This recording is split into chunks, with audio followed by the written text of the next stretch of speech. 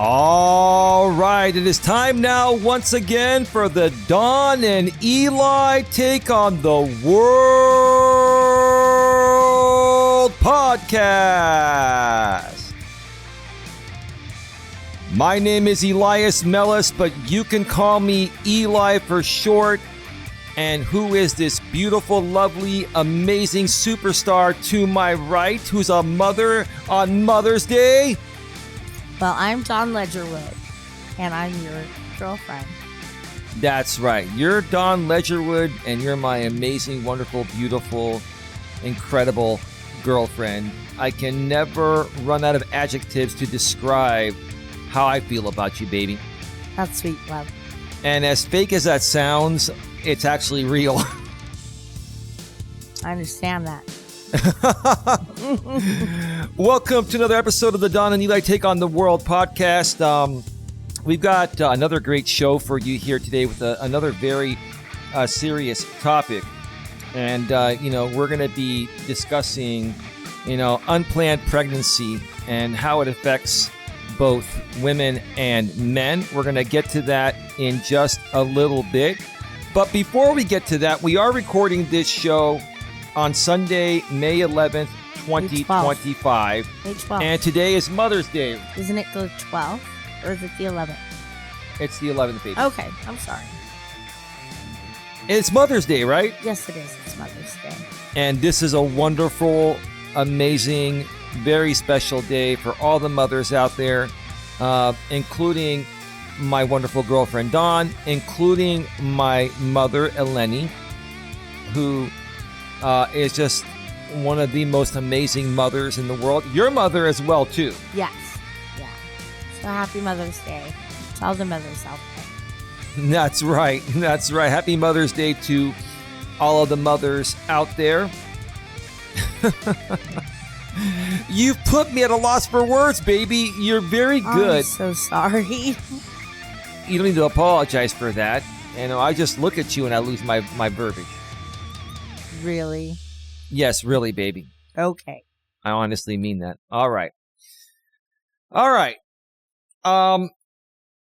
So, babe, how have things been since our last show? We did our last show with Sandra Palacio and Tia, the other members of the GNA executive team.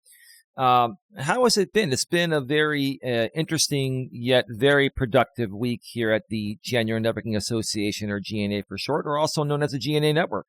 Yeah. It's been a week, we didn't have as many doctor's appointments, but we still had a lot to do here. Between just normal household chores, the work and research that Eli's doing, we've just been really busy. But also, we've been able to make time for each other, and that's what's important. Doesn't matter how busy you are during the day. If you can make time for each other, that's all that matters. Right, baby? Oh, absolutely. Absolutely.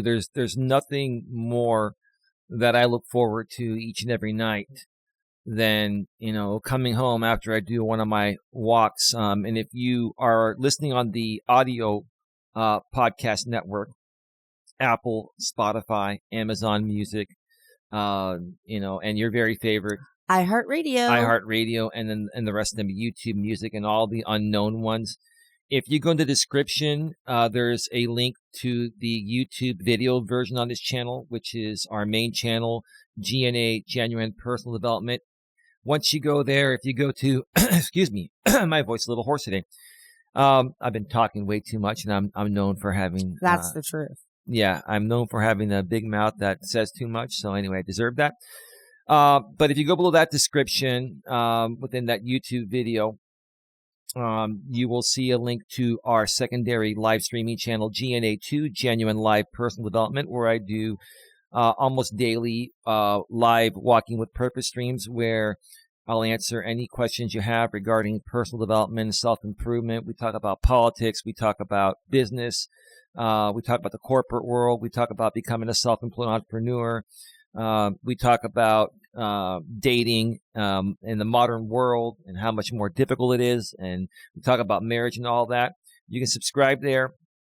And I do those shows there. But yeah, it's been a very busy week. You even did another episode with me. You walked, Walking. we walked another 3 laps, almost 4 miles. Yeah. And I know you've had your journey of dealing with seizure disorder and some other medical issues that have affected you from doing that in the past. And the fact that you are back to doing that just blows my mind at how strong of a woman you are and how determined of a woman you are. You're a person, but you're also a woman. Yes. What are your Last thoughts time I about checked. that? Yeah, last time I checked too.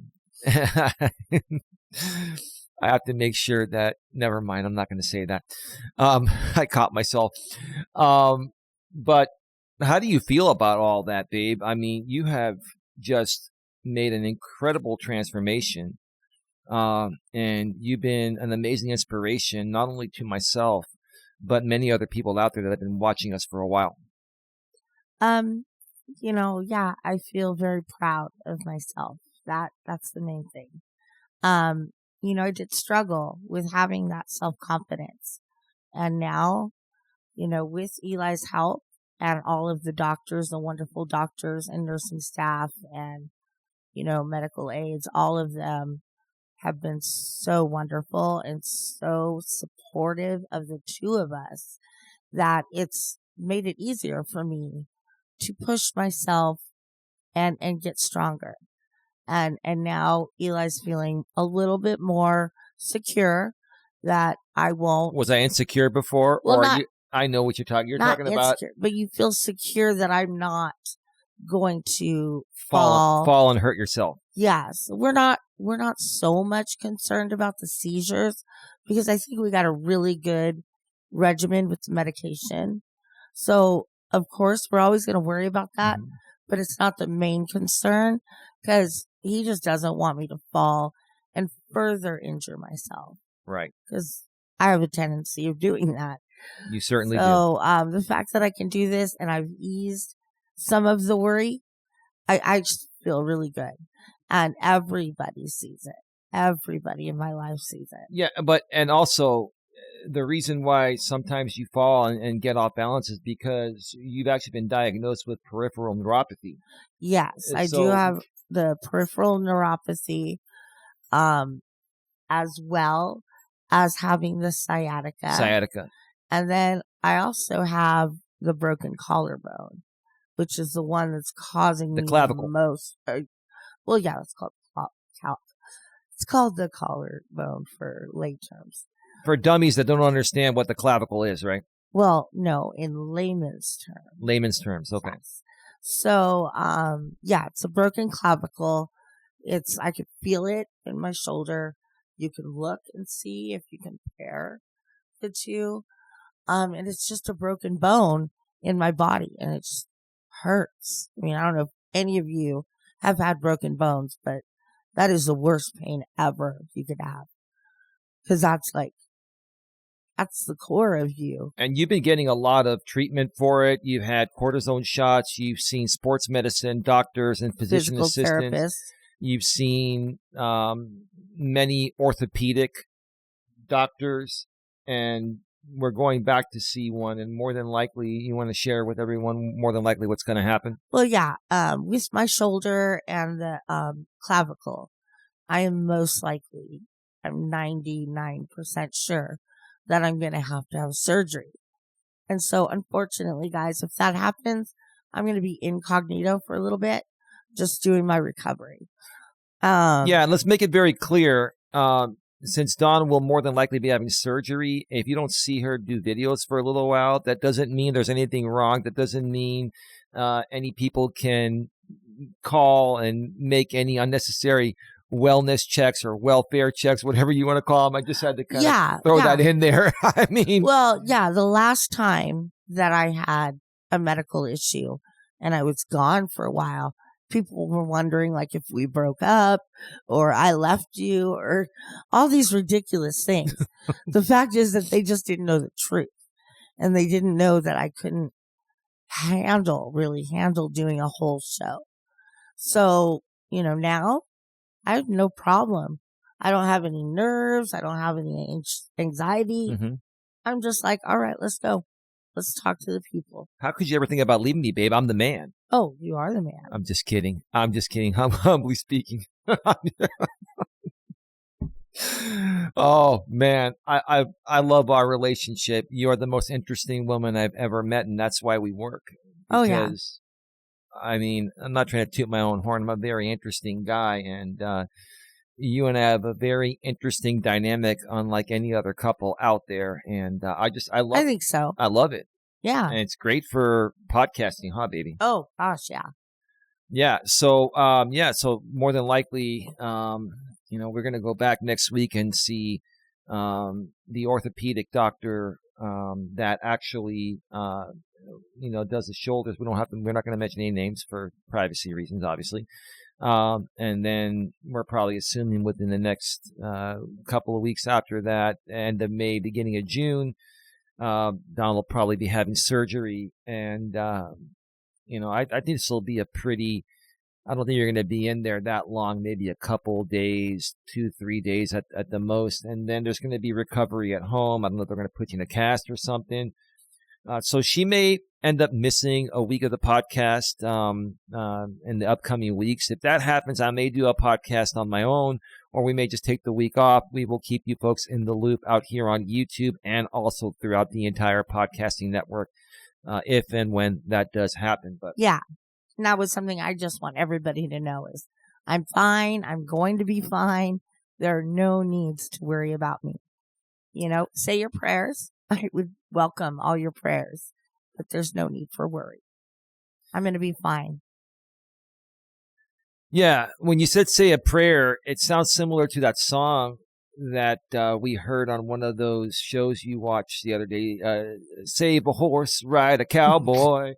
And I didn't even realize what that meant, baby, until I explained it.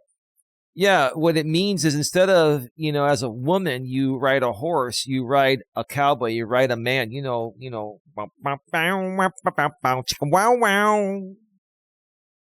Please. Come on, baby. I'm sorry, guys.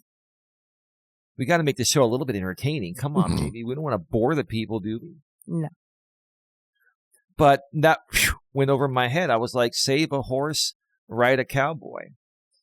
It's basically saying that you, the lady, just hop on your man and, ride him. Go to town. I mean, I thought it was pretty self-explanatory there, but I guess over some people's heads. Sometimes things, they just go way over my head, baby. It's all good in the hood. Way. Anything else, babe, before we get right to it? No, I don't think so. I think everything is going great. I'm excited for my upcoming birthday, which is next Friday, the 16th. I will be doing a show with him that day, whether I'm out walking with him or we do an in studio. But we are going to do a show for my birthday. You know what? We will probably do the walk on your birthday. Yeah. That's what we'll do on GNA2, Genuine Live Personal Development. If you're on the podcasting network, click the link to access this video version of the podcast. And then within the description section of that video, go below there and find the link to our secondary channel, GNA2, Genuine Live Personal Development. And that's where we do the live streams. And that's where the live stream, we're going to be releasing this on Wednesday, Wednesday, May 14th. And your birthday's on Friday, May 16th. That's when we're going to do our Walking with Purpose stream. This will be released in time for people to find out about the channel and find out where that's going to be. And we'll probably do it sometime in the early to mid-afternoon Pacific time. It'll be after my appointment that I have in the morning. Yeah, so it'll be in the early to mid-afternoon, and we look forward to it. Yeah, I look forward to it. Yeah. And then over the weekend, we have major plans. Yeah, we're going to the Giants game on Sunday, so we're going to record our podcast next week on Saturday. It's busy, huh? Oh, yeah. Birthdays, Mother's Day, it's just a busy one thing right after the other. Oh, yeah. Yeah. And my girlfriend's birthday is the 12th, so that's tomorrow. So she shares her birthday with Mother's Day. It's always like a combo. So, it's great for her. But yeah, I mean, Yeah. I don't know where I was going with that, but. Oh, it's okay. One more thing before we get to the topic here, babe. I talked to my mother earlier, and my mother said it's going to be a very busy day today. Let's do Mother's Day dinner, sometime later on this week. Monday, Tuesday, Wednesday, no problem. In case anyone is wondering, that's what my mother wants. She's very heavily involved with our Greek Orthodox Church. And for those of you that don't know, my father passed away, 15 years ago, babe? 16. I think it's 15 or 16. No, it's 16. Okay. And he used to be very involved with the Greek Orthodox Church. He was the cantor of our church for 45 years. The cantor sings the hymns along with the priest. So my mother is very, very involved with the church on Sundays and other days, not only out of respect for my father, but respect for respect for God and Jesus and all that. And so that's what she wants, and Mama gets what she wants. Absolutely. It's her day. She can say whatever the hell she wants, and that's what we're going to do. And I'm not going to mention who it is here, but I saw on another channel, they were doing a review of a video regarding the man that said, what makes you most manly is taking care of your mother. Oh, yeah. And I fully agree with that. I will do anything for my mother. And, this particular person used to be on drugs, turned his life around, started a successful business, has made good money. And his mother ended up passing away, I think like 3 years ago. But, during the previous 17 years while she was alive, he paid her back. He basically bought her a new home, bought her cars, bought her everything. And that's what I hope to do, one day for my mother, and that's just how much I love her.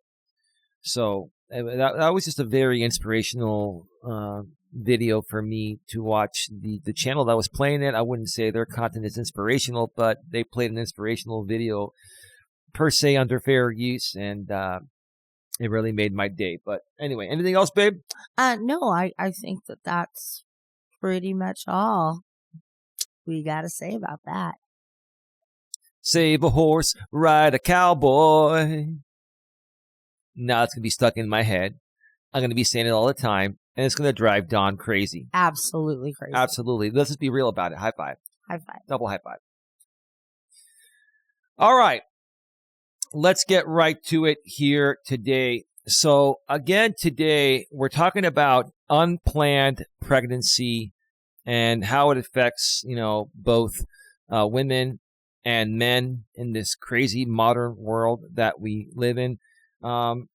We've got a few articles here, a total of 4 of them. 3 of them are from the same site, different articles that Dawn and I are going to go through. There are some interesting stats we're going to show you on the screen. So why don't we go ahead and just do that? You ready for that, baby? Let's go.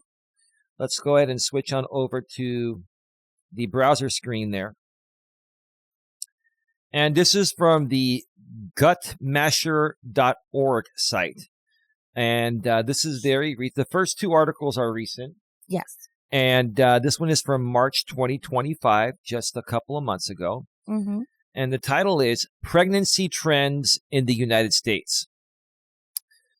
So let's roll with this, and then we'll give our feedback as we go along. Trends in pregnancy, birth, and abortion statistics reflect underlying changes in pregnancy experiences in the U.S. population using data that capture all pregnancy outcomes, births, abortions, and fetal loss.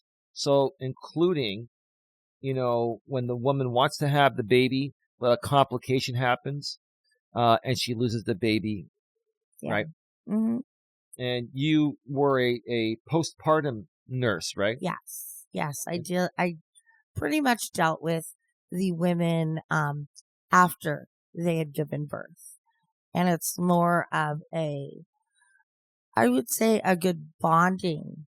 We teach the bonding between the mother, the baby, the family unit. We help with the breastfeeding. We help with ambulation after surgery. We teach them how to safely get out of bed without popping their stitches. So yeah, there is still a lot of work other than just playing with babies. But that was rewarding, is to be there with young and middle-aged women who are experiencing such a miracle, the miracle of birth. And it's beautiful. It absolutely is. Absolutely. Very rewarding job. The Guttmacher Institute calculates pregnancy statistics for a given year. In addition, Guttmacher conducts research to examine trends in these population-level statistics based on how individuals who experience a pregnancy recall their prior attitudes towards becoming pregnant or having a baby before the pregnancy occurred. These attitudes are referred to as pregnancy desires and are reported in surveys that ask people about their past pregnancy experiences. Quite interesting, huh? The information that they provide, and Oh yeah, the research is so interesting. The depth that they go into, huh? Yeah. So you ready to hear some of these stats, babe? Because I previewed this all this material here, and I was like, wow, this is some pretty crazy shit here. U.S. pregnancy statistics and trends. Some 5,359,550 pregnancies occurred in the United States in 2020, the most recent year for which data are available. So out of these pregnancies, 67% ended in live birth. So 2/3 of them, baby, ended up in live birth. Does that sound about right to you? Yeah, absolutely. Okay. 17% in abortion. So these are women that were not trying to get pregnant.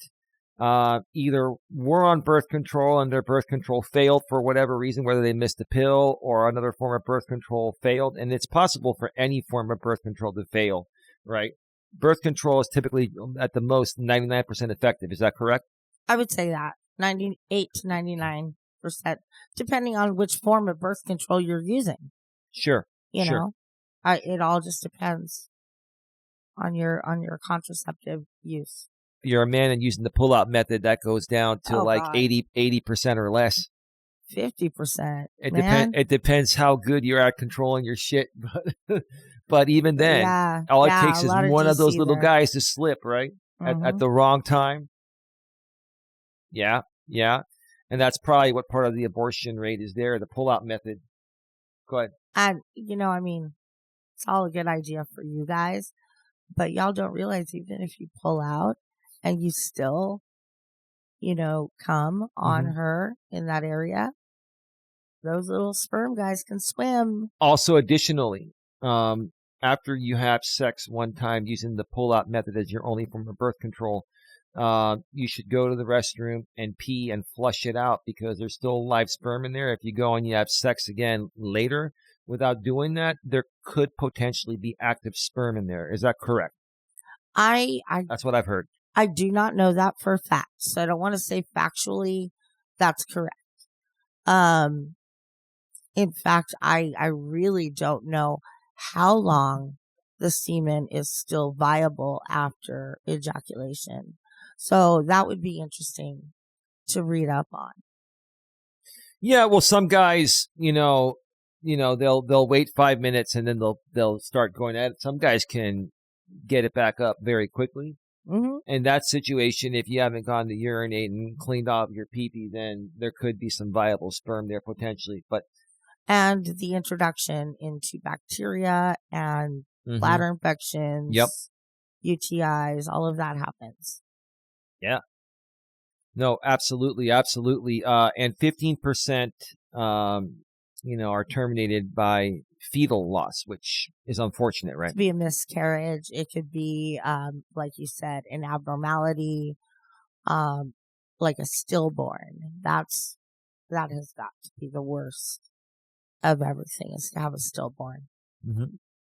Now, in 2020, there were 83 pregnancies per every 1,000 women aged 15 through 44. Now, that really, really saddens me to see, 15 to 17-year-olds there, and even 18-year-olds that are adults are typically not ready to usually have a kid. And in some rare cases, someone at 18 maybe.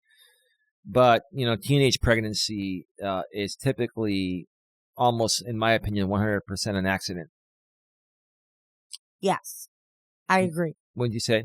Yes, definitely. I wouldn't say 100%. I would, give it in the high 90s. And when I say teenage pregnancy, I'm talking about under 18 teenagers, because 18 and 19-year-olds are technically adults, but they're still considered teenagers too. I'm talking about teenagers that are not adults yet. Correct. Yeah. This represents the lowest recorded pregnancy rate for the United States. So the birth rate has declined because the pregnancy rate has declined. What are your thoughts about that before we continue? Do you have anything you want to mention about that at this point? Well, I think it's really interesting that in today's world, it really proves that point that women are going out there. They are putting their life in order, establishing a career, finding the right guy, going all through that and then having the babies. And that is exactly the way you should be doing it. And I'm so pleased to see that these young kids are not being as, careless. And they really do want to give, themselves and a baby a good life. Right. At 16, what are you going to provide for that child? Other than love and grandma's going to take care of the child more than you. Oh, definitely. More than the teenager that had the kid. Not take care of the child, but assist with taking care of the child. Greatly assist. Let's say greatly assist. Yes. Okay. Let's continue here. The 2020 pregnancy rate reflects declines in rates among the youngest age groups and increased rates among older women, which is good. Mm-hmm. Because the older people get, the more mature they are, the better chance, they are to have a better job and have gone through a great education at that point. The younger you have a child, you are, it's going to come at the expense of other aspects of your life that you should take care of first, and that'll put you more ready to have a child, such as going to college, getting a degree, or going to trade school, or just, getting into a career job and working your way up and making enough money and having the right benefits to be able to provide for that child. Right, babe? Yeah. Yeah. Anything else? Not right now. Pregnancy rates have been falling among those aged 24 or younger since the late 1980s. In 2020, there were 11 pregnancies per 1,000 women aged 15 to 17, which we're talking about. Those are the non-adult teenagers, right? Down from a peak of 75 per 1,000 in 1989. So that is staggering. So you're looking at, instead of 75 out of 1,000 teenagers under 18 between the ages of 15 and 17, okay, in 2020, there were only 11 pregnancies per 1,000, down from a peak of 75 per 1,000 in 1989. What are your thoughts about that? That is staggering. Yeah, it is absolutely staggering. But that shows what I've been talking about, is how women today are standing up more for themselves and making a priority not just to be a housewife, which there's nothing wrong with that, but they want more for themselves, more for the family and the children. So they're taking the right route. And that's why I think the pregnancy rate has gone down. Women are not, they're not wanting to, quote unquote, ruin their lives. I never ever want to say any baby that's born will ruin anybody's life. It's what you make of having that baby. Right.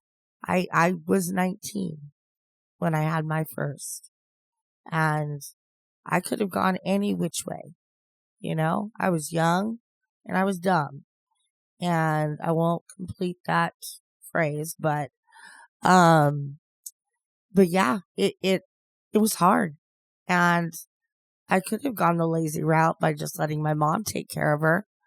But I was, based on what my mother and father taught me, I put everything else aside, and that child was my number one priority, and I didn't care that I was 19 and 20 and not being able to go out with all my friends and do the spring breaks and all that fun stuff.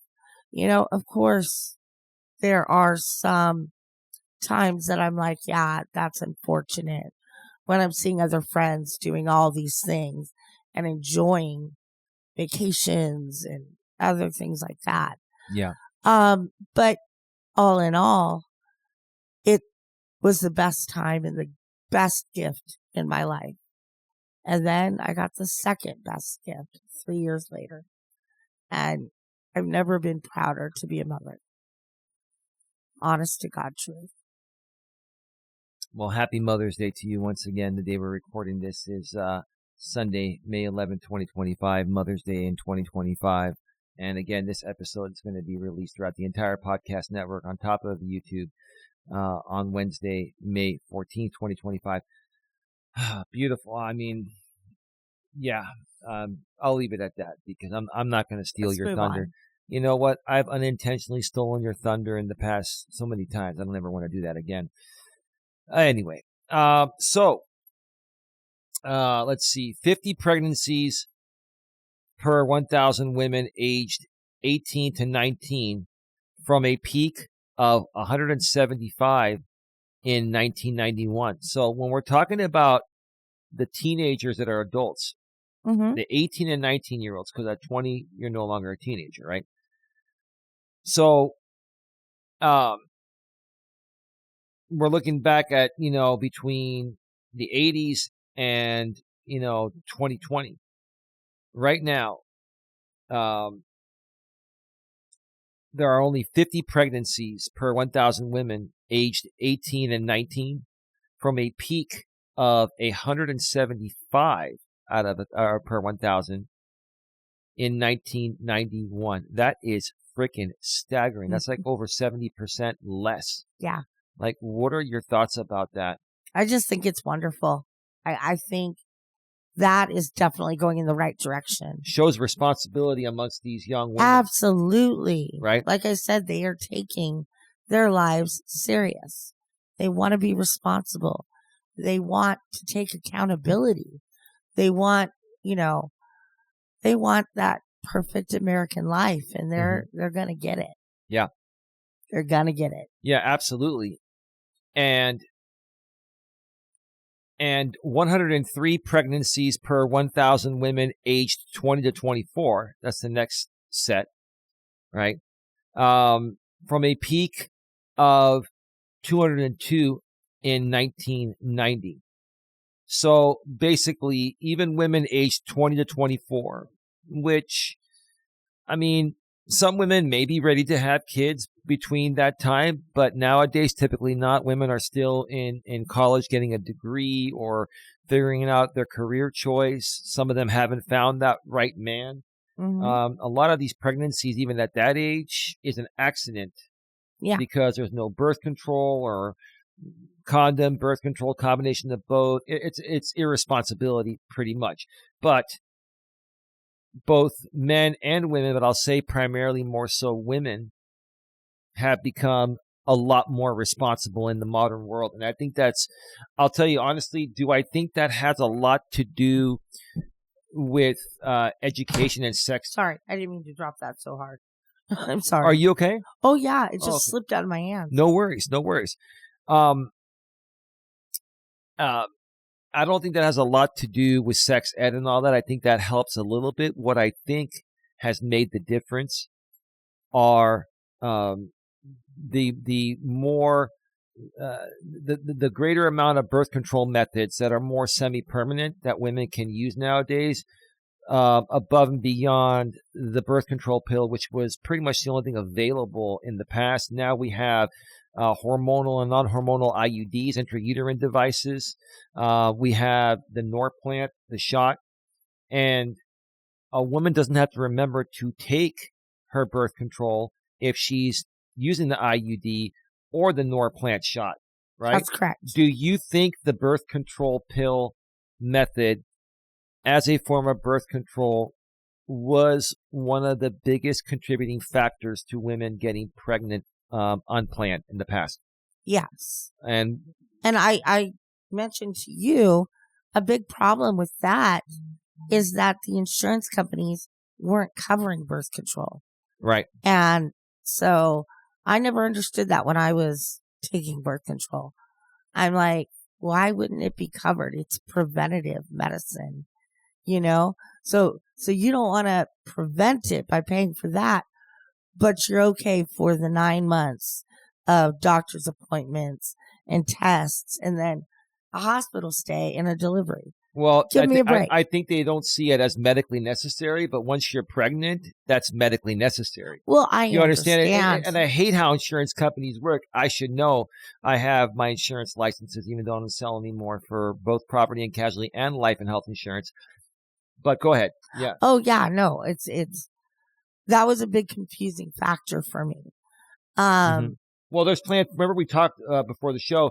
That's why Planned Parenthood came around. They're a nonprofit organization that offers, typically, free products to women that can't afford it, or at a very low cost, depending on what people can afford. And they primarily work off donations. But thanks to Planned Parenthood, they made birth control more readily available due to the insurance situation in the past, right?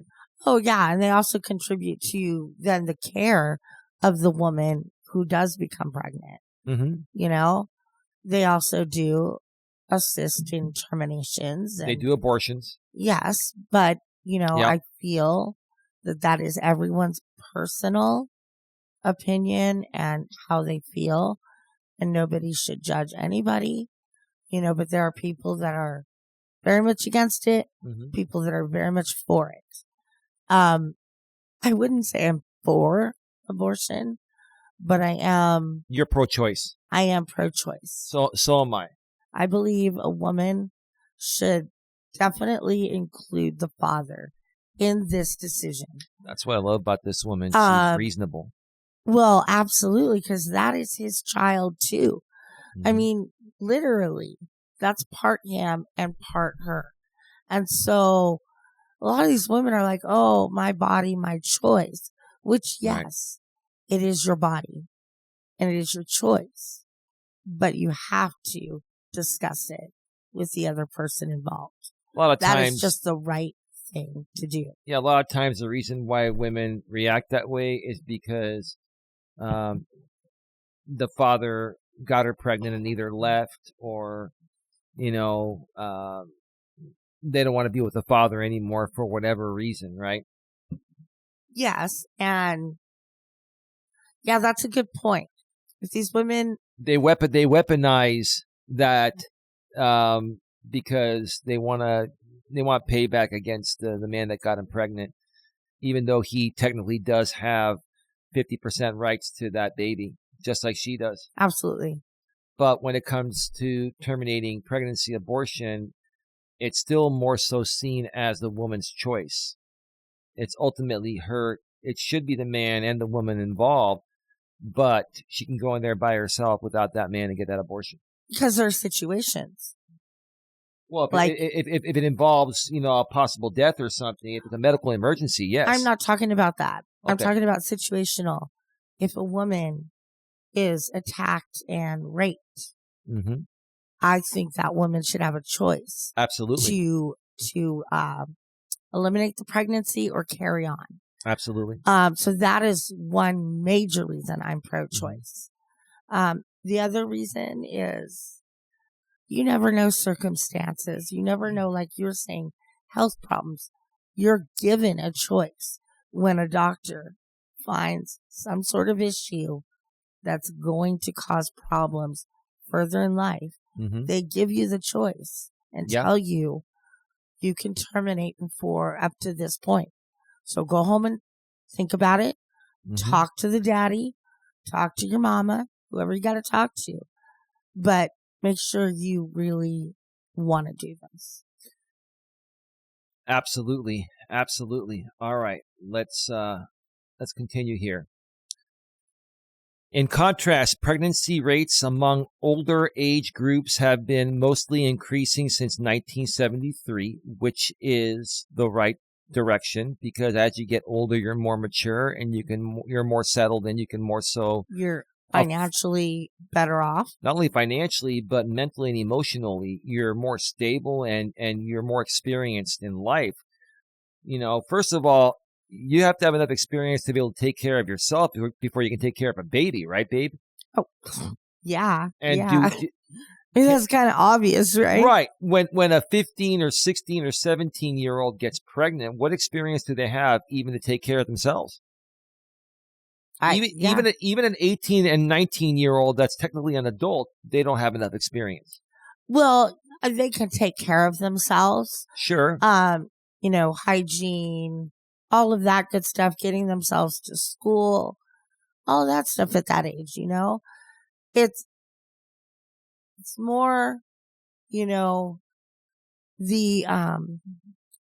them being more naive.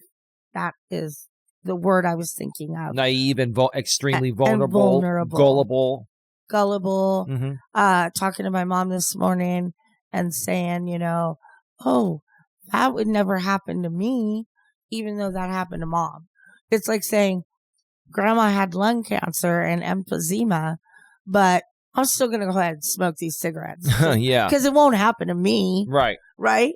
Mom and dad were alcoholics, but that won't happen to me. Right. It's Slam like, that table, baby. That won't happen to me, bitch. Oh, man. And so that is a big problem in the world today. I don't even think that's generational. I think that's everybody. I'm going to be a very good boy today because Dawn is in the mood of using that hand. Slapping things around. I'm not in a good mood right now. It's okay. Do you know why? I've been a good boy today. Oh, you've been great, but do you know why? Why is that? Oh, the Giants are losing right now on this day? No, they just lost. Oh, the Giants lost on Mother's Day. Sorry. They went into extra innings. It was tied 5-5. And we went to the top of the 10th. Mm-hmm. Giants scored 1 run, made it 6-5. 3 more outs, you have to go, right? Yeah, no, they gave up 2 runs. Yeah, win some, lose some. That's the way it goes, babe. It's early in the baseball season. Yeah, and tomorrow's another day, right? Yeah, when you have 162 games to play, right, you can't be nitpicky about every loss because you got a long way to go. Right, so let's continue here. All right, so in contrast, I already read that. Sorry. The rate for those aged 35 to 39 reached a historic high in 2019 at just over 73 pregnancies per 1,000 women. And the rate for those 40 or older peaked in 2019 at just over 19 pregnancies per 1,000 women. So women are waiting longer to have kids because they're more career focused, right, than marriage and family focused. And I've been saying this. I remember when I used to say this and it used to trigger you, but I think you now understand why I was saying that. Share your thoughts, baby. What did you say that would trigger me? Well, I was saying that, women are waiting longer to have kids nowadays because they're more career focused than, relationship or marriage or family focused. That didn't trigger me. In the past, I thought it might have. Maybe I'm not remembering things properly. Well, go ahead. What are your thoughts, though? I think sometimes you misinterpret my, like how I speak, what you're my saying, facial expressions. Yeah. So, yeah, I think that's, that happens to a lot of people. So, no, you didn't trigger me with that. Nothing like that. Thank you for the free pass. But I was gonna talk about is with these ages increasing. I noticed that as a trend when I was a nurse. And I haven't been practicing since 2014. And even back then, the rate or the age range of women was getting into the mid 30s, early 40s. And I noticed that was like really different from when I started nursing and I started in that unit, and because all the kids then were like between 18 and 25. Right. And so, yeah, I did notice that. And as well as with my daughter, she did not get pregnant early. She waited. She went to college. She found somebody she loved. She married him. And then she had a baby. And she was 29 years old. And that, I think, is a great age. Yeah. Because you're not too far in your 30s, and you're not too young. And she's going to have 20s. One or two more, right? Oh, well, absolutely. I mean, I know when I had my daughter, like I was so in love with her that I almost didn't want to have another child to share that love with. And so, but then when my son came, it was like instant falling in love in a different way. I loved my daughter as being my firstborn. Yeah. In a certain way than my second. But the love is equal. It's just, it's just coming from a little different place. Yeah, she has waited. She, has steady income between her and her husband, and they have a nice place to live. They have 2 nice cars, and that child goes without, like, she never goes without anything. And you're saying they spoiled the shit out of her. Oh, well, yes. So do you think she's going to end up being spoiled and entitled? No, because I think that the they're going to teach her responsibility. Well, I think the generations and the teaching and the influence of your friends and family trump a lot of things. They really do.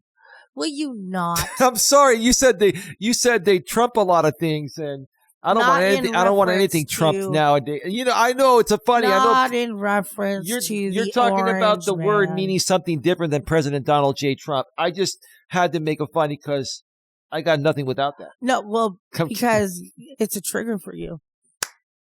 Trump, yes, maybe I do have Trump derangement syndrome. Like they've been saying a lot of liberals. I'm a slight left liberal, so is Don.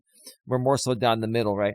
But they've been saying that a lot of us liberals have Trump derangement syndrome. Maybe we do. Maybe we do. Who the hell knows? Wish they had a pill for that. Yeah, me too. Me too. I'd take the whole bottle. I would. I'd be crushing it in your food. Especially, with 145% tariffs on China, and now our ports here in California, they're not receiving any product.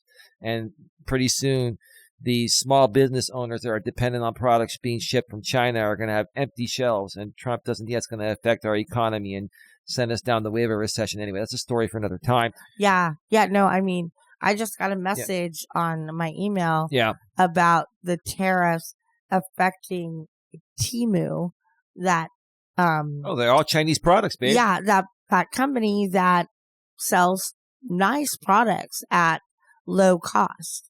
And now, it was very affordable for, I can say us women to get nice clothes at affordable prices. I mean, I was able to restock almost my whole wardrobe when I lost my weight that, at a reasonable price. And I also got you some nice Under Armour stuff at 70% off too. Oh yeah, definitely. But you've lived on Temu. Oh, for the last couple of years, I have so many shoes. I have clothes, I have jewelry, all of that stuff. I don't buy too many of the other furniture or household things. It's mainly, apparel. So. Oh, and one more thing, babe, because we've been accused of this. Both of the Ray-Bans that Don and I wear are authentic Ray-Bans. They're not cheap knockoff Temu versions like some guy named Dennis on YouTube likes to accuse me of having fake stuff. Anyway, that's another story. But yeah, it's we went off subject a little bit because the subject went out of hand because you mentioned something trumping something. Yes. And you meant that it overtakes. Yes. You weren't meaning it in the context of President Donald J. Trump. It's just every time I hear the word Trump in any context, it just triggers me. I'm sorry. It's a trigger. Like, baby, I have to think of another adjective. Baby, listen. You have triggers, right? When I hear the word Trump in any context, it is a trigger. it triggers me. And I need to really do a better job of being able to work through those triggers, right? Yeah. You really do. I really do. I need to work on mine as well. Well, yes, but yeah. Anyway, so should we continue? Yeah. All right. The final part of this one. In 2020, pregnancy rates among women aged 15 to 19 and 20 to 24 were generally highest in the South and Southwest. So that's, on the other side of the country, in the South and the Southwest. Those on the other side of the country. Southwest would be California. It would be Texas. That'd be a little bit. We're on the actual West Coast. Yeah. The South. Yeah, maybe close to us, but a little further east. Maybe a little further east of Arizona. Among women aged 30 to 34 and 35 to 39 and 40 or older, rates were generally highest in the Northwest and Northeast. So Northwest and Northeast. Okay. All right. Anyway, that's not that clear. I kind of get it. I wish they would have broken it down a little bit more. Well, I think it makes sense in California because, north of that, from down there, we've got all the tech here, Silicon Valley. Mm-hmm. It's where we make, in comparison to Hollywood, that's where the state makes like the most money, Right.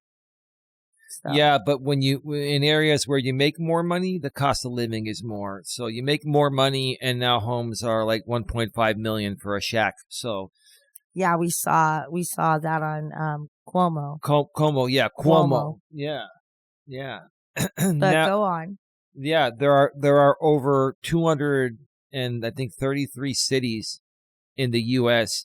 where a starter home, the lowest end starter home, is $1 million plus, and 130 of them or so are right here in California. Those cities. Yeah, California is the most expensive place to live in, and the most difficult place to buy a house in a somewhat of a decent area. And even the crappy areas are still gonna cost you close to $1 million anyway, maybe $700,000-800,000. That's still a lot of money. So anyway, all right. So let's go ahead and get to the next one here. Okay. So this is from the Annie E. Casey Foundation website. And there's a couple of sections here that I'm going to read, and we're going to share our feedback. Teen births fell over 70% from the millennial rate in 2000 to the Gen Z rate in 2022. And we kind of talked about that in the previous article, babe, but listen to this and let me know what you think. Teen births dropped with Generation Z, which is the generation after millennials. Going from 48 births per 1,000 millennial teens ages 15 to 19 in 2000 to just 14 per 1,000 Gen Z teens 15 to 19 in 2022. So from 48 to 14 is staggering. Oh my God. Well, it really is. Closer to your, do you want to close it back? Well, no. I pulled back because I had to cough. Oh, okay. And so now, sorry about that. That's okay. We want to hear your beautiful voice. Go ahead. Well, yeah, I didn't want to have them to get cough noise, but yeah, no, those statistics are very much crazy. Like, I can't even believe. I mean, I can, but I can't believe that the numbers are that different. Really, I mean, I'm very excited and happy about that. That just. Because I'm not going to lie, it was hard. It wasn't easy to be newly married and babies and trying to get my career in order. Right. I mean, remember my daughter was like 5.5 and my son was just about to turn 3, and I put myself through nursing school. You did. I didn't. My parents didn't pay for a dime. My ex-husband was there as much as he could, but with his schedule, it was really hard to coordinate my classes with where he was and childcare. But I did it, and I did it in the right amount of time, and I got my degree, and I was very proud. But God, your ex-husband went through the police academy at the same time as you were going through. No, he had already gone through the academy, and he was hired. Okay. Because Ashley was born before I started going to school for nursing. Okay. So that's why he got into his career. Yeah. And then basically, then you went to school and you got your career going after that. Yeah. And when my daughter was 1, that's when the next day was his first day of FTO training. Yeah. So, so that's why I can always remember that, my daughter's age, and then I just add 1 to or minus 1 for, I don't know, for the amount of years that he's been on. But yeah, it was hard. It was overwhelming. I had great support. I had really good support from my parents. I had a very good friend who was, her daughter and my daughter were in kindergarten together. And, she helped me. And by watching my children after school, and, that way my ex-husband and I didn't have to worry so much. And,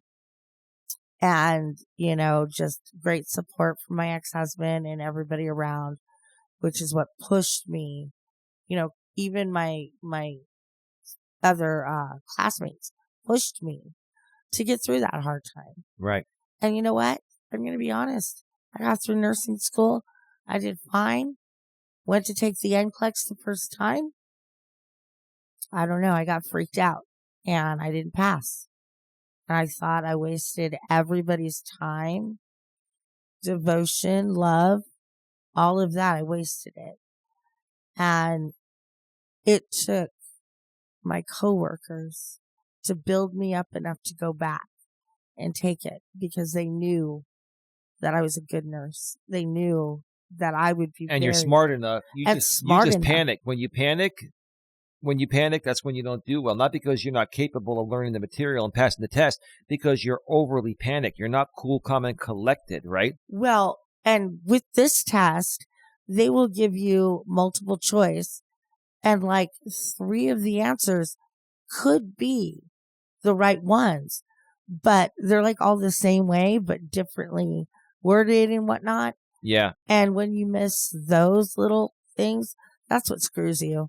And so my coworkers gathered money, and so I was able to take the Kaplan course, which is, Kaplan is, it's a course you can take that will really get you ready for any kind of test. So for me, it was the NCLEX. For others, it's the LSTATs. They specifically get you ready for that test and teach you how to work out those multiple choice answers. So I took that class. I think it was 6 weeks. And then I signed up to take the test and I passed. No problems. I was so relieved. My family was relieved. It was the best feeling in the world. And just to see that number on the computer, all the hard work. Babe, the same thing happened. Well, in a similar way, when I was getting my insurance licenses, those tests are very difficult, the way they ask the questions. I went to one of those schools. I can't remember what the name was. It was called Quick Learning School. And they teach you how to pass the test. And if you don't know a certain answer, they said either answer C or whichever answer is the longest, because typically you'll get that one right if you don't know the answer. And go through all the ones that you know first, and then go back with the time you have left to the ones you don't know. Yeah. And when I took the test, fortunately, things started to go by way of computer back in those days. That was over 15 years ago. But initially, all those tests were done by paper. When you do these tests now on a computer, you can mark ones that you don't know the answer to, and then at the very end, you can select to just have the screen show you all of the questions that you haven't answered, and then you can use the remainder of the time to try to figure out which one is the right answer. Process of elimination. So I totally understand how those, like you went to Kaplan, I went to Quick Learning School, similar type of school, that'll prep you for the insurance exam. And yeah, no problem. So yeah, big round of applause. I'll give you a real round of applause for that, yeah, baby. I mean, my point to all that was that I had my daughter at 19. Now, full disclosure, I turned 20 2 months later. So I don't consider myself to be like a teen pregnancy. I was graduated from high school. I had, my fiance, and my life was going the way I thought it was going to go. And then I got that little blessing in my belly. And then that took us in another direction. And, I went to school, had great support, and here we are now. I'm not practicing nursing anymore, but you'll never take that RN away from me. I'm going to be an RN until the day I die. Absolutely. High five to that. Double high five. All right.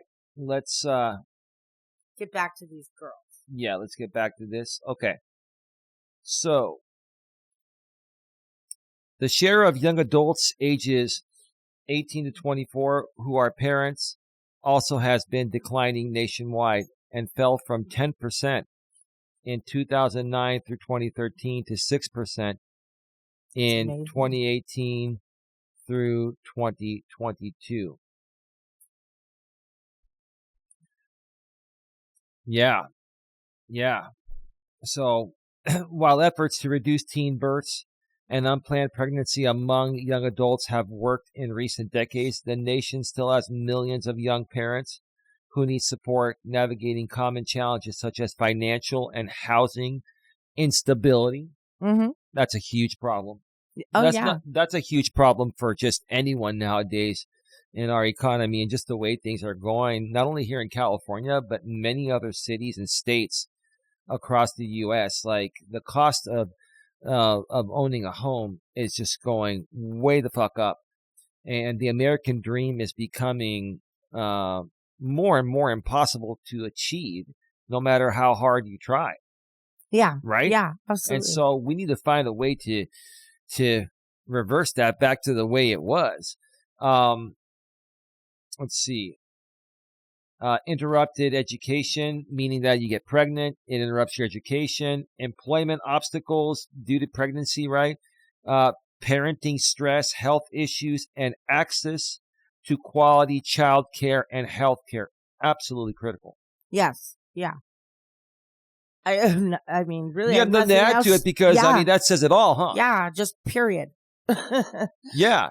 So that just speaks for itself. But teen births falling over 70% from the millennial generation in 2000 to the Gen Z generation in 2022. Hell of an improvement. I would say so. It goes to prove that the Gen Zers, when they first came out, they're like, we're going to do whatever we can to not be categorized like the millennials have been categorized, like, the goddamn millennial, lazy, spoiled, entitled millennial, stereotype. They saw that and they're like, we're not gonna be that. We're not gonna be part 2 of that. We're gonna end that, and we're gonna start to turn things around, not only for us but future generations. Yeah. And maybe the millennials can also learn something from us, because a lot of millennials are still young enough to have kids. Yes. Oh, yeah, because what is the age? It's like my daughter and my son are right on the cusp of, my son's Z. My daughter is millennial. Well, let's see. So, let's see. ages of 29 and 44. So basically, and technically even a 44-year-old woman, most of them, unless they've gone through early menopause, can still get pregnant. And there are still a good amount of pregnancies happening at that time. So basically, the majority of millennial women can still procreate. Oh, definitely. Yeah. So even they can learn something from the next generation after them, the Gen Zers, that have said, we don't want the stigma of the millennials. We're going to turn it around, and we're going to do it by turning the stats around. And they have. They have. I mean, staggering. Yeah. Yeah, absolutely. Anything else? No, not on that one. Okay.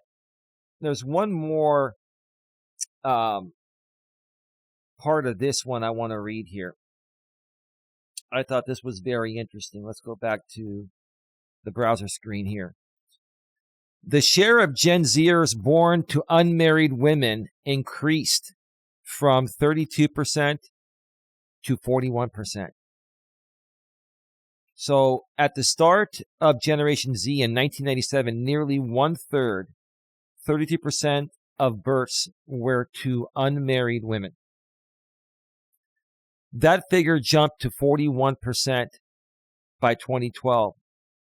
The last year that Gen Zers were born, as of 2022, it was still holding at 40%. So what that means is unwed women and more than likely single mothers. Oh, yeah. Right? Mm-hmm. Well, and that's staggering. But that's also an increase due to women nowadays feeling they don't need a man. They can get artificially inseminated and raise a baby on their own. So I think that's what also contributes to that statistic. That's probably a small part of it. I think the majority of it is a lot of these women, are getting pregnant due to birth control not being used properly or just failing within the fail rate, and other unplanned reasons is what I'm thinking there. And then they just decided to keep the baby when maybe the boyfriend didn't want to. That's what I'm thinking. But yeah, I mean, it could be anything. I wonder what the statistics are of those babies being adopted or terminated. That would be an interesting stat. I wish there was more data. Yeah. It's very interesting. We have limited data. There's enough to kind of get an idea and to see the numbers heading in the right direction from an unplanned teenage pregnancy and early 20s pregnancy stage. But more data would be even better. I'm sure we're going to get that in the years ahead. And I think also the numbers are different because during the millennials generation, what was the biggest thing on MTV? 16 and pregnant, right? Well, it's drama. It gets tension. It's drama, and it also turns into fat paychecks on MTV. So all these girls are trying to get knocked up to audition for a show. That's they see all the hard times that these girls go through. So they get knocked up on purpose so 16 and pregnant could put them on the show. Can call you. Like you're auditioning for a show, so you get knocked up to qualify to audition. My God, the things that some men and women will do for fame and money. And I mean, it's one thing to get a boob job in Hollywood, and it's another thing for that, Yeah. Wow. Yeah, that is a wow. Let's continue here. Given that statistic, it may not be surprising that children living in single-parent families grew more common too over the past 2 decades, rising from 31% in 2000 to 34% in 2023.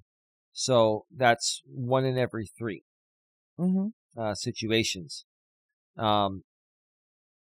Children living in single-parent families. So a single mom or single dad. And a lot of times, more so, it's a single mom because the man just wanted to have sex and didn't want to get her pregnant, and she ended up getting pregnant, and he ran. I Right? disagree. What do you think it is then? Well, I think there are some men that are like that are still immature, irresponsible. Yeah. But I don't think that they are the majority of the men. I don't. I don't think there's as many deadbeat daddies out there is what I'm trying to say. Is that the kids are more mature and they are taking responsibility for their actions. Their actions being sex, unprotected, and now you have the reaction of that is a baby. That's true. So, it's out of control, these numbers. Like, they're blowing me away. Yeah. But I can see the trends and how they are, right. Following with the numbers. Yeah, let's continue. Kids of single parents, especially single moms, are more likely to experience poverty and its serious consequences, including physical, mental, and behavioral health problems, poor academic outcomes, and other potentially lifelong challenges. And that's what I'm seeing on YouTube. I'm seeing these 30 to 40-year-old millennial men go on YouTube and they run these channels. They get them monetized somehow. They get the numbers, and then they run these live stream panels that are 6 to 8 hours long, and they become like one big giant, therapy session. And they're just, honestly, they're a waste of time.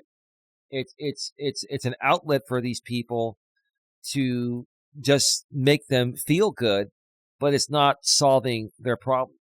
It's not solving the underlying issue. Go ahead. Yeah, I think we all need an outlet for all of the feelings that we have. The problem is that you need to figure out what the appropriate outlet is. Right. Who's actually going to help the situation that you're in. So in this kind of thing, go professional. Talk to a therapist. Even make a connection with your OB or part of the staff. And so that you feel comfortable and they feel comfortable with you. It's just, you have to have that support. Right. And that's important to get accurate information and also that caring, loving support that will encourage and basically support whatever decision she makes. Well, here's the funny thing. These creators, they do these live streams to get opinions and to ask other people to come on their live stream panels and share with them, what they can do to better their lives, right? So they run these 6 to 8 hour long panels, and then all these people come on, like 6 to 10 people at a time, which is way too many. They overtalk each other. But sometimes, a few of them will be able to get a few normal words in. And some of the people will give good advice to the creator that ran that stream. But that creator then doesn't care about that advice. The creator started the show seeking the advice. And then once the advice is shared, then it's like they challenge that and then they don't change anything. And the thing is, what people really need is support that's going to actually get them to take action and make the changes to better their lives. What are your thoughts? Oh, yeah. Yeah, no. Talking about that podcast and how it's just been going on and on and on, like all day long. It is just a big freaking shit show of complaining and getting nowhere. That's all these guys have done for at least 6 hours that I know of. Is just a big old fat bitch session. Just like a bunch of crackling hens, y'all want to say that us women are. Y'all are doing the same fucking thing. Nothing makes us different from each other, like other than, body parts. But come on. Like, seriously, we both, like, men and women can think alike. Right. It's funny. This one guy came on, and we're not going to mention any names, but this one guy came on this show, and the advice he gave the creator that was running the show on how to better his life and make more money and all that is, go around YouTube, find your niche audience, and then find a whale that will donate to you. And if you folks don't know what a whale is, it's a fancy word that it means like a baller or somebody with a lot of money. Like when you go to Vegas, they have what are called whales, and then they have these casino hosts. I remember this from the show Las Vegas on NBC. Samantha Marquez. What was her name in real life? Vanessa Marcellus, I think. Right? She was the casino host, and then she would, be responsible for bringing in the big whales, and she would get a commission off of how much money they would lose. Right? So this one dude pops on the panel and tells this guy, you need to find yourself a whale that, will support you, and then you got to do everything that whale asks you to do. So if that even includes attacking another person like myself, that's the advice this person was giving to this YouTuber running the live stream. And I'm like, this is the reason why these guys never get ahead. And both these guys, the one giving the advice and the one receiving the advice, they're both millennials. They're both millennial men that have been struggling in many ways. A lot of the men on that panel were millennial men, and a lot of them are struggling in one way or another. Most of them they have a job, but the funny thing is they have a job, but then they find 6 to 8 hours to go on a YouTube live stream shit show panel, fake therapy panel, instead of spending time with their mother on Mother's Day. Like that says a lot, even for these millennial men that have a job, to be spending this amount of time on a live stream panel like that is saying that they're lacking in other ways. Maybe you're making enough money, but do you have a girlfriend? Do you have a wife? Do you have kids? A friend? Do you have any friends in the real world? Or are you a hermit in your own home and this is your social outlet? Go ahead. Oh, yeah. I mean, I think everybody needs somebody, whether it's a friend, it's a family member, coworker. Everybody needs an outlet. It's just, it always goes back to reading the room and reading what's the best way to go. You don't want to go and talk to somebody who really doesn't care about that situation. You need to find out in your circle who's going to be there to support you. And you know what? I need an outlet because you look so beautiful today. I don't know what the hell to do with you. So I need an outlet for that. Well, that's very nice of you to say. Thank you. Maybe you could take me out for something for Mother's Day. Yeah, absolutely. Absolutely. Should we go to the next two? We have a couple more. We're at an hour and 17 minutes. We're doing good on time. You're doing good, right? It's all good. Perfect. Well. Thank you, baby. You're a super trooper. I don't know what else to say. You're a super trooper.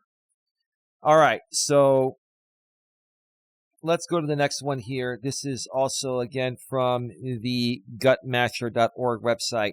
From March 2nd, 2016, U.S. unintended pregnancy rate falls to 30-year low, decline seen in almost all groups, but disparities remain. Decline may be driven by increase in use of highly effective contraceptive methods. That speaks mountains. Yes. Mountains to me, because when I was younger, it was just a pill.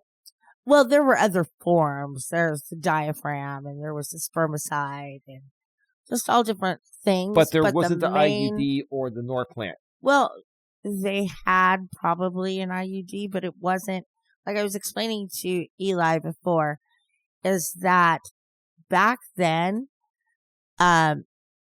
obstetricians did not want to insert an IUD basically until a woman was done having babies, because there's an increase in the risk of damage to the cervix and the uterus. So they weren't pushing that with the younger kids. They were going pill form when I was young. I did not hear anything about Norplant or any other, shot or injection with like those. I can't remember that one where it was like injected into your skin. That's Norplant. Is that Norplant? Yes, that's Norplant. Yeah. So. Oh, no, you're talking about Depo-Provera. Depo-Provera. See, I know my stuff, baby. You got to give me 5 times 2. Yes. I didn't really know about those. I knew about the basics, the diaphragm, the pills, spermicide. There were other, things, and that's what I knew about, but we didn't have all these new things. When those started coming out, some of my friends were saying, like, dude, I got my woman, she's on the Depo-Provera shot. She doesn't have to worry about remembering to take a pill, and I could shoot loads in her all day, every day, and not worry about having a kid. That's what he would say. Like, a lot of guys are like, yeah, this is great. We could just bang and shoot loads and not use a condom, and boom. Well, that's also a great thing for a woman. Right. Is because I've noticed now, like, honestly, I've noticed now that men are relying on women to bring a condom on a date. God. Can you believe that? I've seen that. They have female condoms too. They've had them for a long time. Well, yes, they do. But I can't find that, like, possibly fathomable, like, in today's time. Yeah. Men are relying on the woman to carry a condom around for him. Or they just want her to be on some permanent form of birth control, semi-permanent form of birth control, because nobody really likes to use condoms anyway. But in some cases, you've got to use them, especially when you're younger, right? You got to be careful. Careful. Sorry, but go ahead. Oh no, that's just kind of what I was saying. Is different forms and all of that stuff. Everything is readily available to anybody. Go through Planned Parenthood or any of the other sites in your area. I don't know if you guys have programs out there, the different states, what they would be called. Here in California, we have Planned Parenthood. I think Planned Parenthood is nationwide? I think Planned Parenthood is a nationwide nonprofit organization. Okay. Yeah. And I even, in between having insurance, I've gone to Planned Parenthood for basic care. Just, a pap smear, anything like that. And I even got my last IUD inserted there. And so, I haven't had to worry about getting pregnant since my son was born. So 27 years. Yeah, he was born in 98. So 27 years, I've never had to worry about getting pregnant. Planned Parenthood is a nationwide organization with nearly 600 health centers across the United States. They're not just a single entity, but rather a network of 48 separate, independently incorporated nonprofit organizations that operate under the Planned Parenthood name. They work together through the Planned Parenthood Federation of America, PPFA, a national organization that supports and advocates for their affiliates. So they're a nonprofit. They've got a lot of financial support, and they basically... And that's from the government. Well, no. Well, the bottom line is a nonprofit organization is tax exempt. They do not have to pay the government taxes, business taxes. Now, people that work for them still have to pay their own taxes. But basically, nonprofit organizations are basically created for the things that are being lacked thereof by the government or through insurance. Yeah. So insurance doesn't cover all this shit. So, it's funded in different ways, through donations. Yeah. All they ever said to me, all they ever said to me in an appointment was, already, you could just stop by on the way out. And if you would like to donate anything, we greatly appreciate it. If you don't have it, we understand. But not only that, they have large corporate sponsors. Yes. And that's how these nonprofits primarily survive. Is yes, the individual donations after a while will add up from the average everyday person, but the big corporate sponsorships, that's huge. Yeah, that's what keeps them going. Yeah. Yep. Continue. Okay, I'm not going to go through this whole article here, just the noteworthy parts. So let's go ahead and get back here. After a long period of minimal change, the unintended pregnancy rate has declined to the lowest rate observed in the United States since we first began tracking these numbers in 1981, and by 18% in just 3 years, said Feiner. While this trend is certainly good news, it is important to note that nearly half of all pregnancies in the United States are still unintended. Mm-hmm. Yeah. We have made progress in a short period of time. We've made a shitload of progress. and we are heading in the right direction. And Absolutely. I just think that with birth control, semi-permanent birth control, above and beyond the pill, and having to remember to take a pill, has made a big difference. And having that readily available, even to teenagers and women in their early 20s, that has made the biggest difference, because they're still having sex. They're still doing it without condoms. Women don't even like condoms. Young women don't. Nobody likes condoms. Let's be real about it. Yeah. So, but then you got to also worry about disease and stuff, and we've got disease under control. So it's not even the concern of AIDS and all that stuff. There's medication now. Everything's been situated regarding that. The biggest issue now is unplanned, unintended pregnancy, right? Correct. Now, we have made progress in a short period of time, but we still have a long way to go to ensure that all women, regardless of socioeconomic status, are able to achieve their childbearing goals. Yes. Meaning they can afford the child. They have mature enough to take care, the patience. If you don't have patience as a parent, then you might as well give up, because patience is the biggest key you have to have. I used to tell my children when they were acting impatient, I would say, okay, let's take that patience and put it into your pocket. Just have a little patience right there for you. And that would calm them down. And, yeah, kids are not patient. Nobody is. Yeah. Now let's continue here. Some noteworthy parts. Although unintended pregnancy rates dropped across nearly all age, income, education, and race and ethnic groups, rates were relatively high among poor women and women of color. Poor women had more than 5 times as many unintended pregnancies as higher income women, because they're not being given the resources as easily. They're not being taught. Or they're too ashamed to go and get the resources they need. And that's what I think is happening there compared to higher income women. And women of color were roughly twice as likely to experience an unintended pregnancy as white women. And again, I hate to say this. No, you smirk, but there is a lot of truth to white privilege. We're white. Oh God, yeah. And there is a lot of truth. And I'm going to give the African Americans this because, listen, I'm not taking sides. I love everyone. I have lots of African American friends, but this is true. There's a lot of white privilege, especially here in the U.S. and especially in the red states. In the blue states, we're very diverse, and we respect everyone. But when you're looking at the red states, there's a lot of white privilege going on there. There's a lot of people acting out that are white because they're being surpassed by people of color or other ethnicities, right? Yeah. And I think that's why they're supporting Trump's deportation and all this stupid shit, right? Because these people are just jealous that other people are smarter than they are and are working harder to turn things around than they are. That's my opinion. Any thoughts on that before we continue? No, you're good. Okay. One final thing here, and then we'll go to the last one.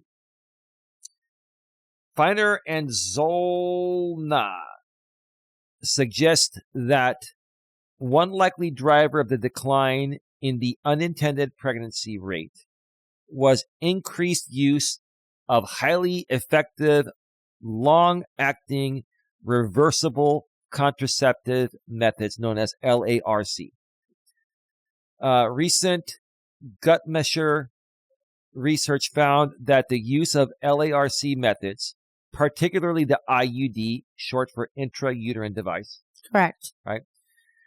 Increased between 2007 and 2012 across most demographic groups, including younger women. In the past, it wasn't even available to them. Now it is.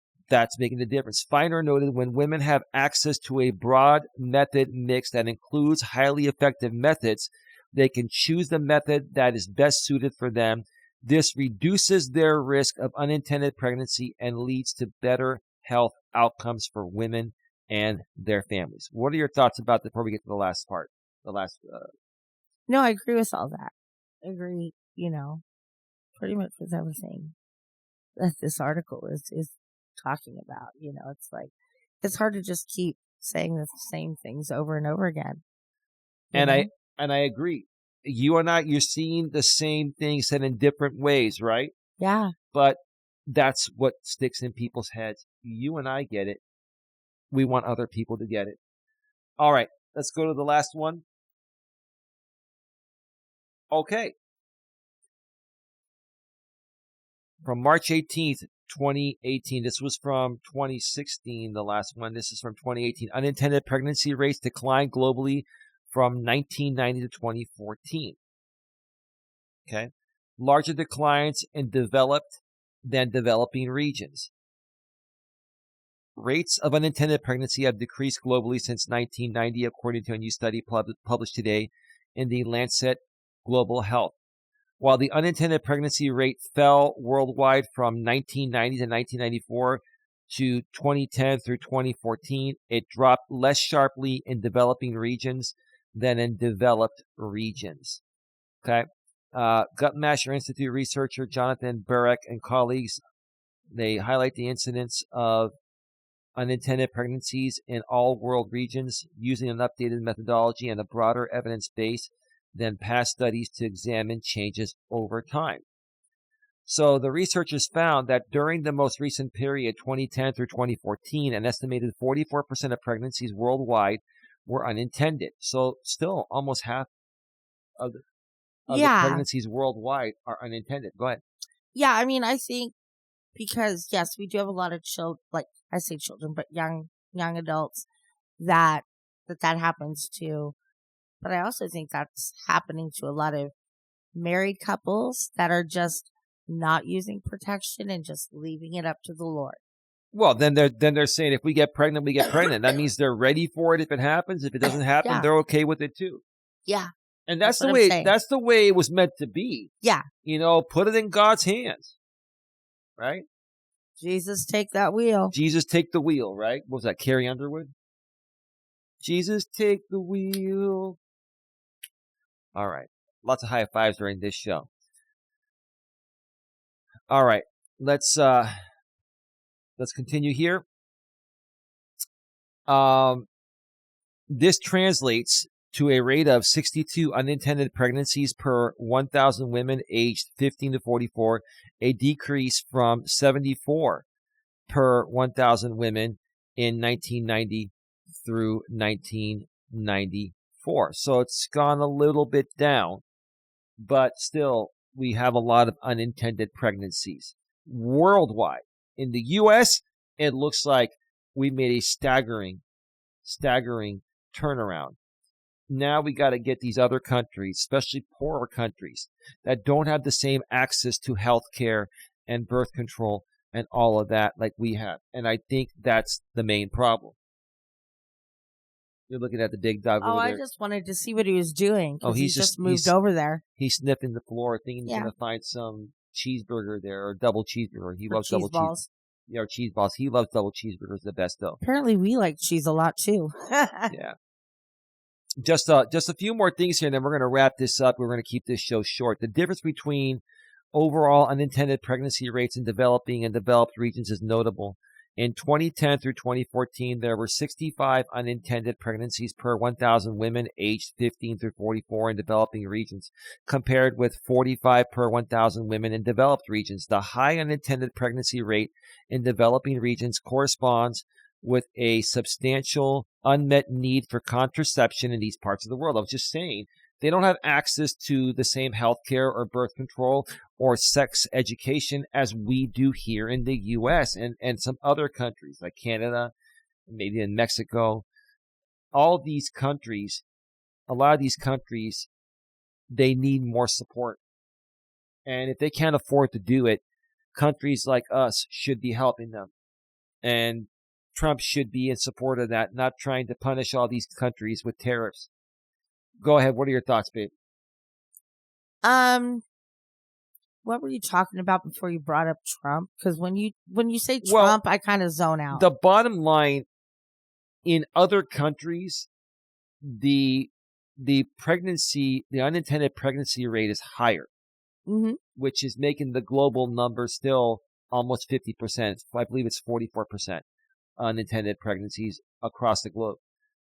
It's tremendously gotten better here in the U.S., but in other countries it hasn't gotten better because they don't have the same access to, medical and sex ed and birth control and all that stuff. Yeah, I think sex ed has really changed since you and I were in school. Oh, yeah. I mean, I can't even imagine what they teach now. You open your books. Here, kids, this is what herpes looks like. Don't have sex. I mean, that's how they were scaring us in high school. Yeah.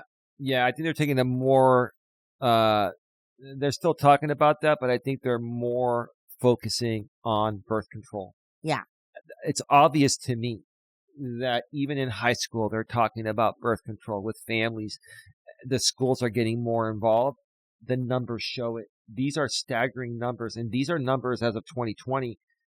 I wonder what the numbers will be like in 2030 when they have numbers for the current time right now. They need several years to put that all together, sift through all the data, poll people, etc., right? But it's going to continue going in the right direction here. And I'm hoping the U.S. can be an advocate for the rest of the world and even support financially other third world countries that can't afford the same, the same information to be taught and the same birth control to be distributed, etc. If we get everything out to everyone, the numbers will change globally.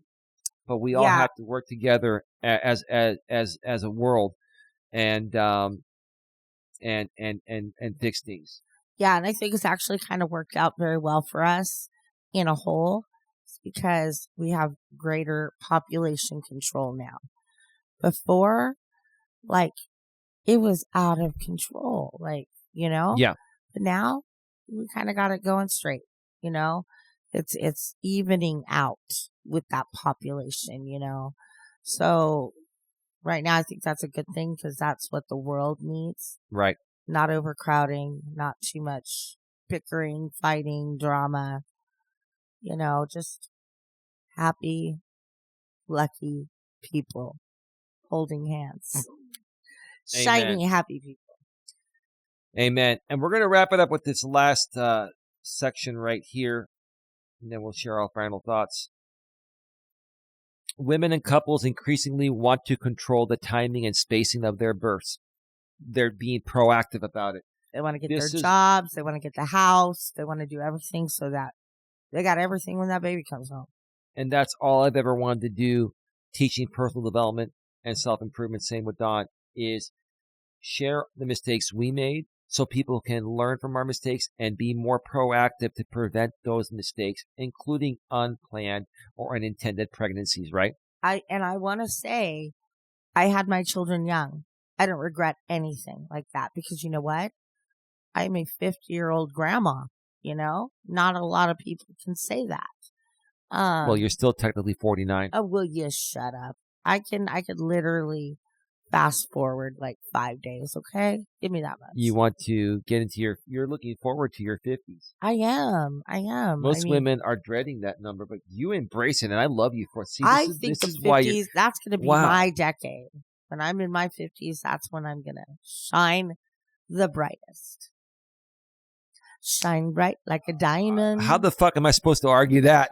I mean, I have no argument for that. You win. You win. Thank you. I love you. This woman, the last 3.5 years of my life being with her have been the best 3.5 years of my life. There have been many challenges, but it's been worth it. It's been absolutely worth it. Anyway, I don't want to lose my shit here. Anyway. And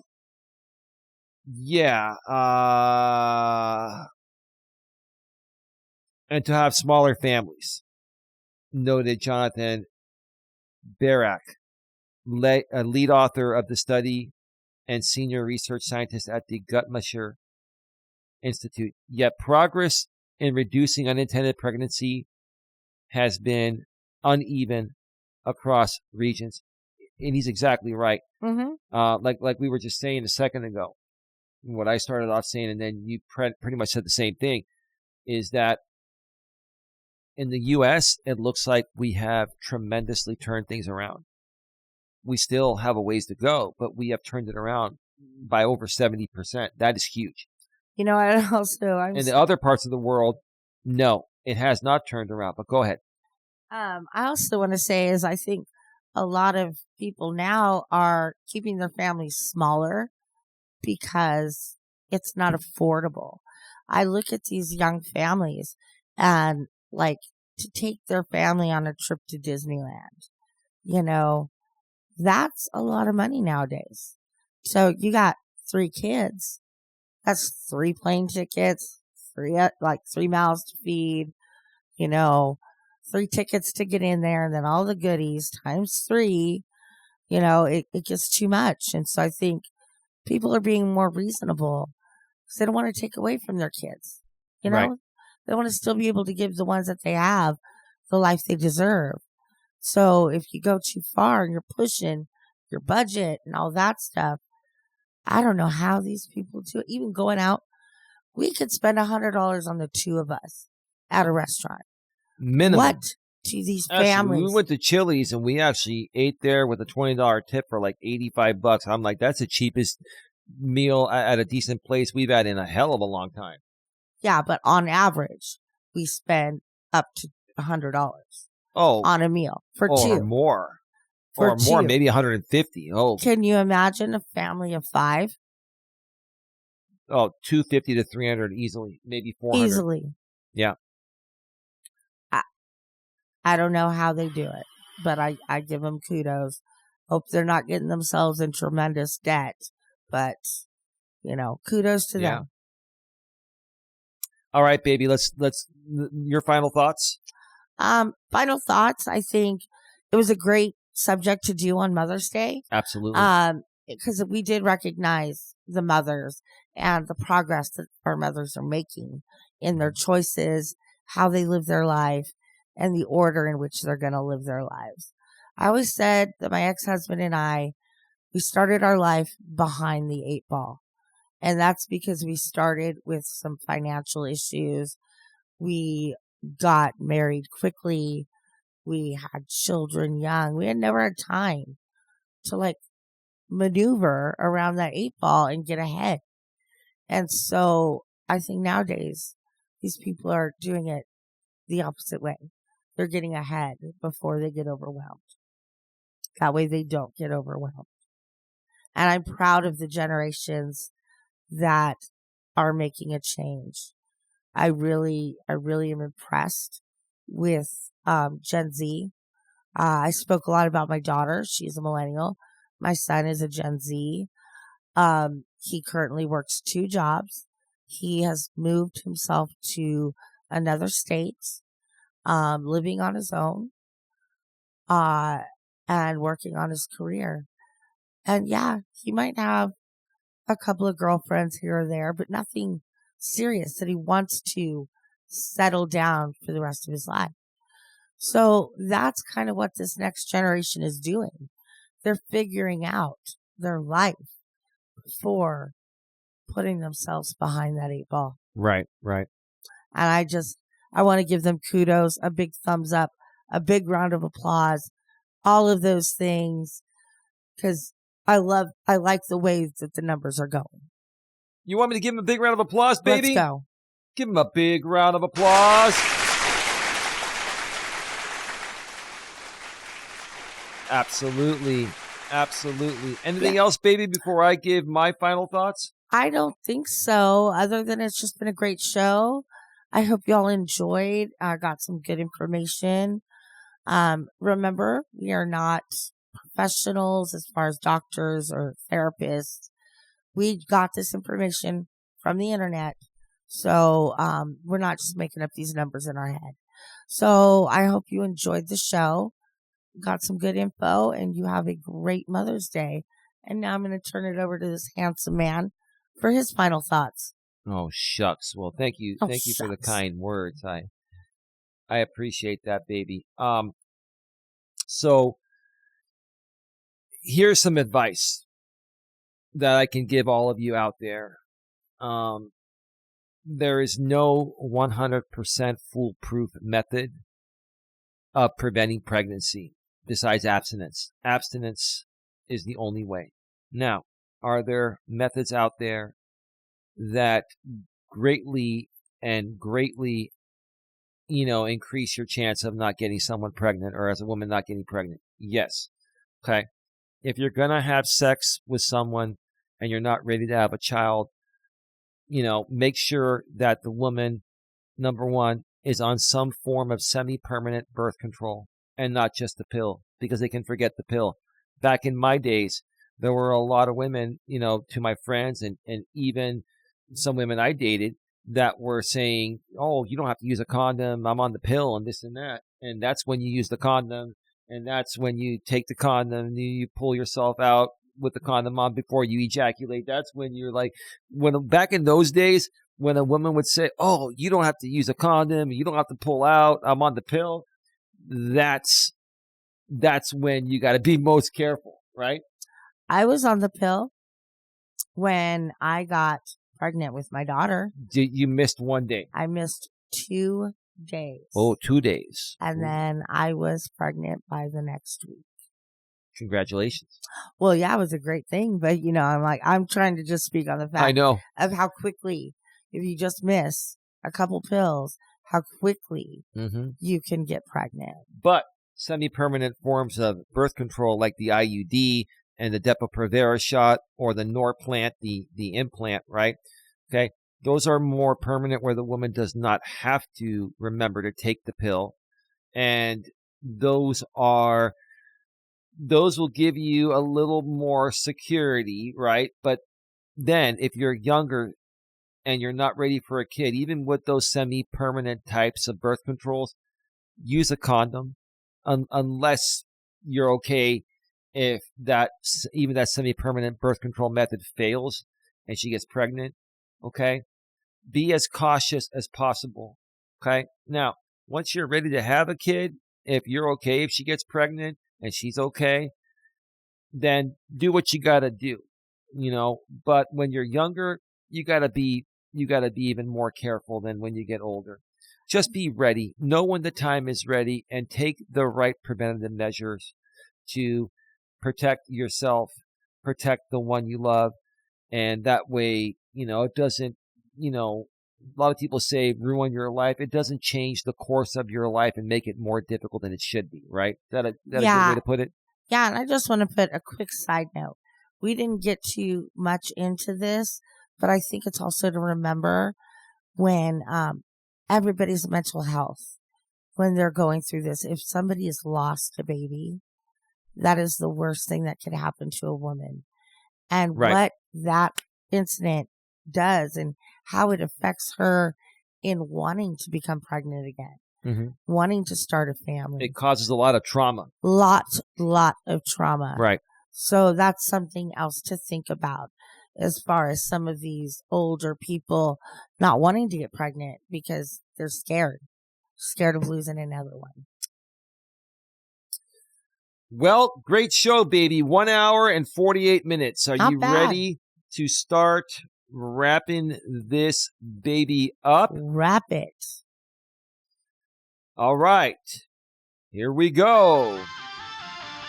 All right. You've been listening to the Dawn and Eli Take on the World podcast, episode number 8, which is titled How Unplanned Pregnancy Affects Women and Men. Now, baby, let's share with the people out in podcast land how they can connect with us video-wise. We're going to be done in just a couple minutes here, okay? So, if you're watching this or if you're listening to this throughout the entire podcast network, whether it's Amazon Music, Apple, Spotify, your favorite, baby. iHeartRadio. We're also on what's that one? Amazon has the Audible. We're on Audible. We're on YouTube Music, and we're on all the podcast audio-only networks that are even unknown. Do a Google search for us, and Don and Eli Take on the World podcast, and you'll find us there if you're on the YouTube end of things. But if you want to find out about our YouTube stuff and watch this podcast on YouTube, go below the description wherever you're listening to this podcast audio only. There's a link to that particular episode there. It'll redirect you to that episode directly on our main channel, GNA, Genuine Personal Development. If you go below in that description, you will see a link to our secondary live streaming channel, GNA2, Genuine Life Personal Development. Make sure you go over there and check us out. And subscribe to both channels, bang the bell, and select the notifications, and that way you'll be able to keep in touch with Don and I and the entire Genuine Networking Association, where we help you with your personal development and personal improvement. With that being said, it's time to wrap this up. Have a good one. Take care. And what, baby, as always, be good to each other. other. Be good to each other.